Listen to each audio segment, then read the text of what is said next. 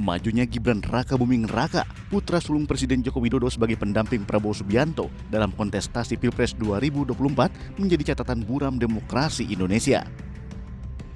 Tak hanya sang paman, Anwar Usman yang terbukti melanggar etik berat karena telah mengubah aturan di Mahkamah Konstitusi demi meloloskan Gibran. Ketua Komisi Pemilihan Umum Hasyim Asyari juga dinilai melanggar etik karena telah meloloskan pendaftaran Gibran. Selain pencalonan yang menuai polemik, dalam kampanyenya Gibran juga tercatat melanggar aturan pemilu. Salah satunya saat bagi-bagi susu gratis pada acara Car Free Day pada 3 Desember 2023 lalu di Bundaran Hotel Indonesia Jakarta. Terbukti telah melanggar aturan kampanye pemilu, Gibran nyatanya tak pernah mendapat hukuman apapun. Sementara Mawardi, Kepala Desa Langko, Kecamatan Lingsar, Lombok Barat, NTB, divonis bersalah dan dihukum 3 bulan penjara, subsidi 1 bulan atau denda 1 juta rupiah karena mengkampanyekan istrinya sebagai caleg pada Senin 5 Februari kemarin. Terhadap barang bukti yang diajukan oleh penuntut umum lebih lanjut statusnya akan ditentukan dalam amar putusan, menimbang bahwa terbukti sah dan meyakinkan bersalah melakukan tindak pidana pemilu sebagai kepala desa. Kami telah menyatakan akan melakukan upaya banding di Pengadilan Tinggi Mataram. Besok kami akan menyerahkan memori bandingnya ke pengadilan. Kalau menurut kami kan gara-gara memposting seorang istri, jadi seseorang harus dipenjara sampai 3 bulan penjara, kan itu sesuatu yang tidak adil.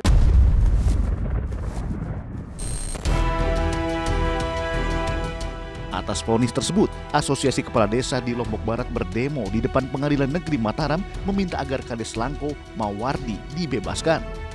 Para pendemo membandingkan kasus netralitas ASN lainnya yang tidak ditindaklanjuti dengan benar dan adil. Dan yang menjadi pertanyaan kami adalah ketika PJ Gubernur, Wakil Bupati, DPR, incumbent, ASN di tingkat kepala dinas melakukan pelanggaran undang-undang pemilu yang dianggap melanggar netralitas, mereka dikembalikan ke undang-undangnya sendiri.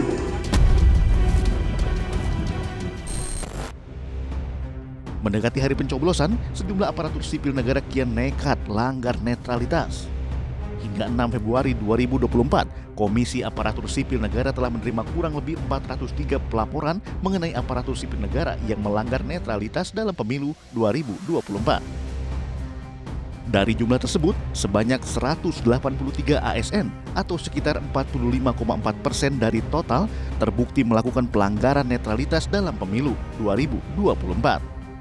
Sebanyak 97 ASN atau 53% diantaranya sudah dijatuhi sanksi oleh pejabat pembina kepegawaian. Mereka menggunakan sumber daya birokrasi, merekayasa regulasi, anggaran, hingga fasilitas untuk calon tertentu. Sementara itu, per 8 Januari 2024 atau 36 hari menjelang pemungutan suara, Badan Pengawas Pemilu mengaku telah menangani pelanggaran pemilu sebanyak 1.032 dugaan pelanggaran. Data tersebut berasal dari 703 laporan dan 329 temuan.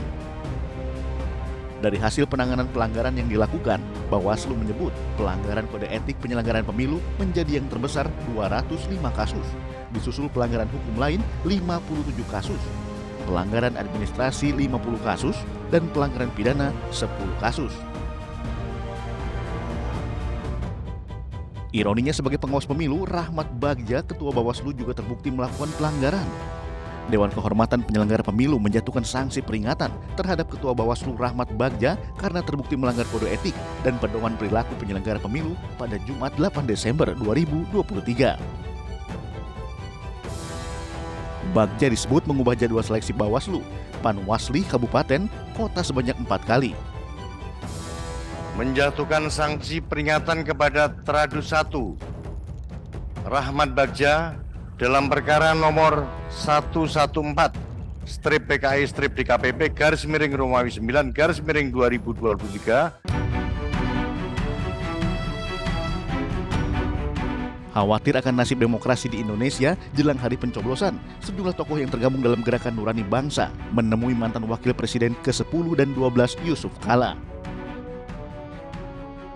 GNB merupakan gerakan yang dimotori para tokoh bangsa dan agama yang diniatkan menjadi gerakan etis dan moral, terutama menyuarakan nurani bangsa.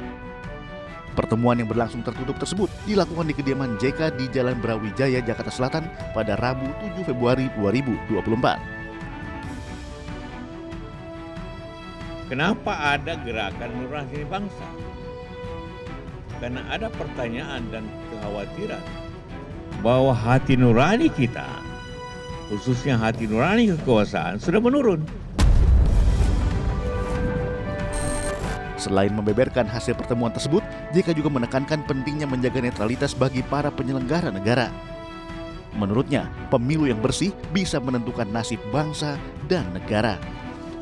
Nah, hanyalah pemilu yang bersih dapat memilih pemimpin yang bersih.